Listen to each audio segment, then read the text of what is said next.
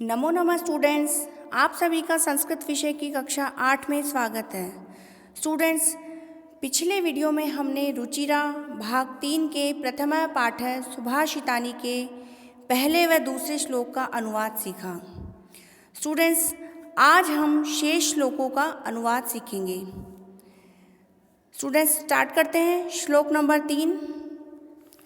लुब्धस्य नश्यति यशः पिशुनस्य मैत्री नष्टक्रियस्य कुलम अर्थपरस्य धर्मः विद्याफलं व्यसनिनः कृपणस्य सौख्यम राज्यप्रमथ सचिवस्य नराधिपस्य। स्टूडेंट्स, प्रस्तुत श्लोक मनुस्मृति नामक ग्रंथ से लिया गया है, जिसे स्वयं मनु ने लिखा है। इस श्लोक में लोभ, चुगली, आलस्य, कंजूसी आदि से होने वाली विभिन्न हानियों के बारे में विस्तार से वर्णित किया गया है। श्लोक की पहली पंक्ति, लुब्धस्य नश्यति यशः पिशुनस्य मैत्री।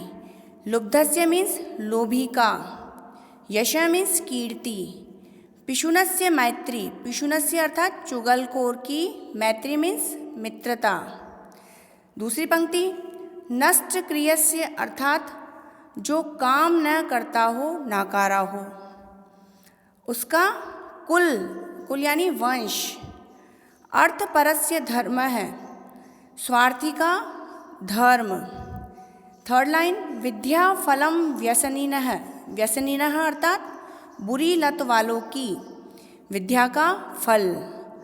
कृपणस्य सौख्यम अर्थात, कृपणस्य अर्थात क्या होता है? कृपणस्य का मीन्स कंजूस। सौख्यम मीन्स सुख। कृपणस्य सौख्यम अर्थात कंजूस का सुख। थर्ड श्लोक की अंतिम पंक्ति है, राज्यम प्रमत्त सचिवस्य नराधिपस्य।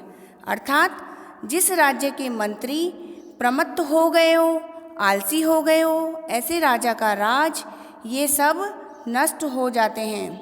स्टूडेंट्स, प्रस्तुत श्लोक में विभिन्न प्रकार की हानियों के बारे में वर्णित किया गया है। नेक्स्ट, श्लोक number 4। Turn the page students. Yes, turn the page. Yes, श्लोक नंबर 4 स्टार्ट करते हैं स्टूडेंट्स। पीत्वा रसम तु कटुकम मधुरम समानम माधुर्यमेव जन्येन मधुमक्षिकासौ संतस्तथैव समसज्जन दुर्जनानां श्रुत्वा वचः मधुर सूक्त रसम सृजन्ति। स्टूडेंट्स, प्रस्तुत श्लोक महाकवि माघ द्वारा रचित शिशुपाल वधम नामक महाकाव्य से लिया गया है। स्टूडेंट्स, इस श्लोक में सज्जनों की वाणी की मधुरता के बारे में वर्णन किया गया है। पहली पंक्ति हमारे श्लोक की, पीत्वा रसम तु कटुकम मधुरम समानम। दूसरी पंक्ति, माधुर्यमेव जनियेन मधुमक्षिकासौ। जनियेन मधुमक्षिकासौ का मीन्स होता है यह मधुमक्खी पैदा करती है या निर्माण करती है। पीत्वा रसम तु कटुकम मधुरम समानम। पीत्वा रसम अर्थात रस को पीकर, कटुकम अर्थात कड़वा, कड़वे रस को पीकर भी, माधुर्यम मीन्स होता है शहद, तो माधुर्यम यानी कि शहद का निर्माण करती है। तीसरी पंक्ति है, संतस तथैव समसज्जन दुर्जनानाम। चौथी पंक्ति, श्रुत्वा वचः मधुर सूक्त रसम सृजन्ति। उसी प्रकार से ही संत व्यक्ति यानी कि जो सज्जन व्यक्ति होते हैं, वह भी दुर्जनों के दुष्ट वचन सुनकर भी मधुर सूक्त रस का निर्माण करते हैं, अर्थात सदैव मधुर ही रहते हैं।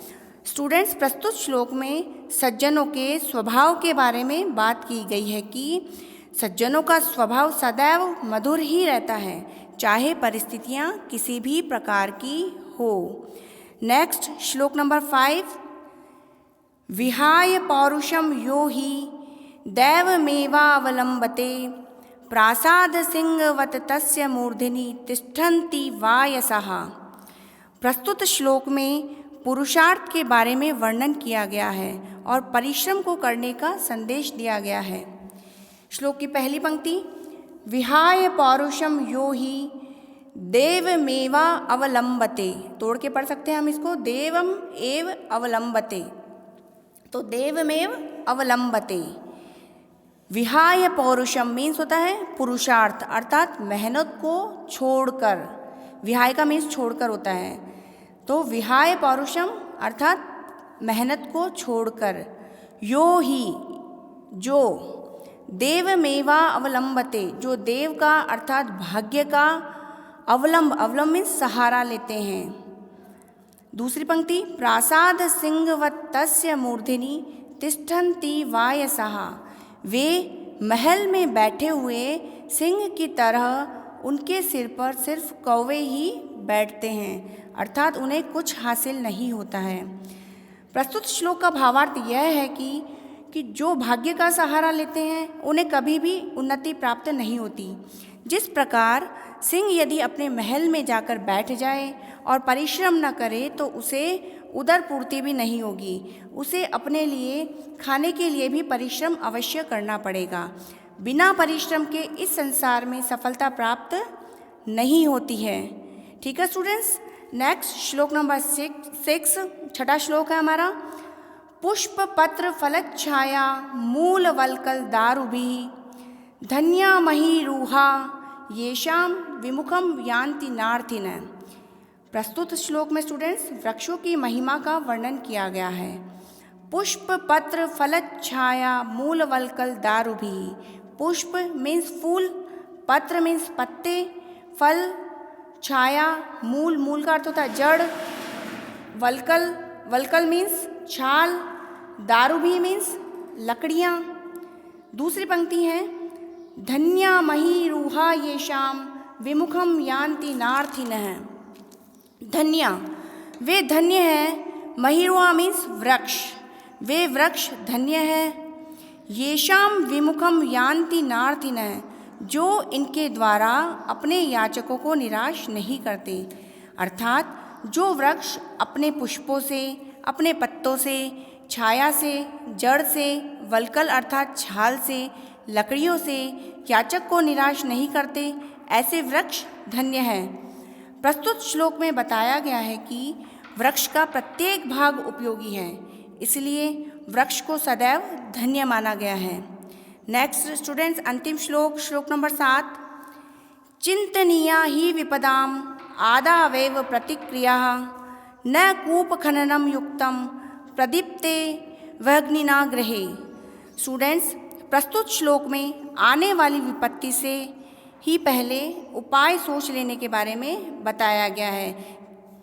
चिंतनीया ही विपदाम, चिंतनीया सोच लेना चाहिए, ही निश्चय ही हमको सोच लेना चाहिए। विपदाम मीन्स विपदा, विपत्ति का। आदावेव प्रतिक्रिया, विपत्ति की प्रतिक्रिया क्या करनी चाहिए, वो पहले ही हमको सोच लेनी चाहिए।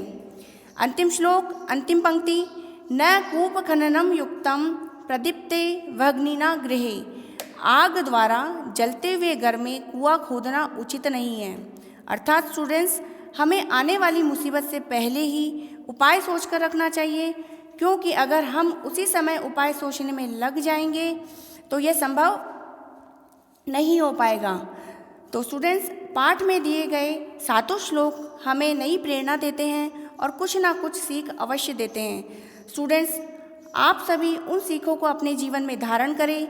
अगली कक्षा में हम इसके अभ्यास प्रश्न करेंगे। तब तक के लिए शुभम मंगलम।